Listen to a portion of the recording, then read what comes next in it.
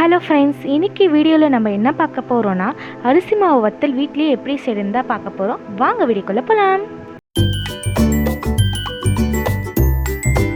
இப்போ நம்ம ஸ்டவ்வில் அகலமான பாத்திரத்தை வச்சு அதில் 3 கிளாஸ் தண்ணி ஊற்றிக்கணும்.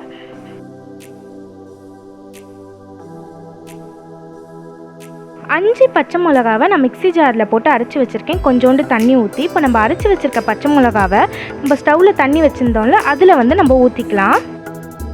இப்போ ஊற்றியாச்சு. இப்போ இதில் நம்மளுக்கு எந்த அளவுக்கு உப்பு தேவைப்படுதோ அந்த அளவுக்கு நம்ம உப்பை இதில் ஆட் பண்ணிக்கலாம். நான் கல் உப்பு ஆட் பண்ணியிருக்கேன்.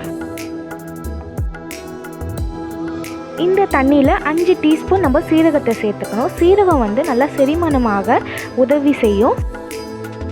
இந்த தண்ணி நல்லா கொதிச்சு வந்தோடனே நம்ம மாவை ஆட் பண்ணிக்கலாம். இப்போ பார்த்தீங்கன்னா இதில் நல்லா தண்ணி கொதிக்க ஆரம்பிச்சிருச்சு. இப்போ நம்ம மாவை இதில் ஆட் பண்ணிக்கலாம். நான் 3 அளவுக்கு பச்சை அரிசியை அரைச்சி மாவாக வச்சுருக்கேன். இந்த அரிசி மாவை தான் நம்ம கொதிச்சுட்ருக்க தண்ணியில் ஆட் பண்ணணும். இப்போ நம்ம அந்த மாவை ஆட் பண்ணிகிட்டு இருக்க சொல்லி நல்லா கலரி விட்டுகிட்டே இருக்கணும். ஏன்னா அது கட்டியாக ஆகக்கூடாது. ஸோ அதனால் கலரி விட்டுக்கிட்டே அந்த மாவை ஆட் பண்ணணும். நம்ம மாவை ஆட் பண்ணிவிட்டு கூட நல்லா கலரி விடணும் கரண்டியை வச்சு. ஏன்னா கட்டியாக மாவு இருந்துச்சுன்னா நம்ம கலரி விட சொல்ல அந்த கட்டி மாவுலாம் கரைஞ்சிரும். ஸோ அதனால் கலரி விடணும். இந்த மாவு நல்லா வேகணும். அதனால் ஸ்டவ்லேயே ஸ்லோ ஃப்ளேமில் வச்சு வேக விடணும். ஏன்னா ஐயில் வச்சா தீஞ்சிரும், கீழே அடி பிடிச்சிரும். ஸோ அதனால் ஸ்லோ ஃப்ளேமில் தான் வச்சுருக்கணும்.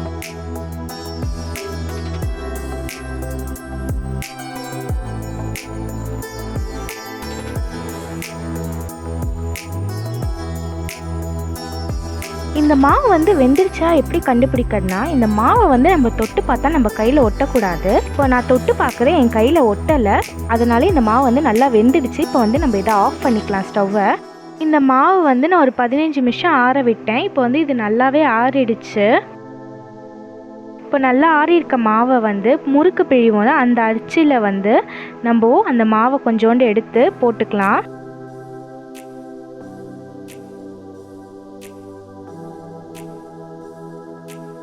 நான் மொட்டை மாடியில் இது மாதிரி வெள்ளை கலர் துணியை விரித்து வச்சுருக்கேன். இந்த துணியில் தான் நம்ம வத்தலை பிழிய போகிறோம்.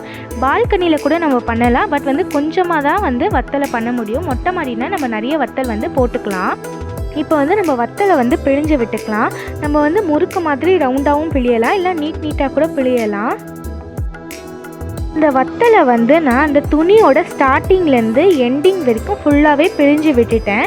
இந்த வத்தல் அப்படியே இருக்கட்டும், வெயிலில் அப்படியே காயட்டும். அது நம்ம ஈவினிங் இந்த வத்தல் எந்த அளவுக்கு காஞ்சிருக்கு அப்படின்றத நம்ம ஈவினிங் பார்க்கலாம்.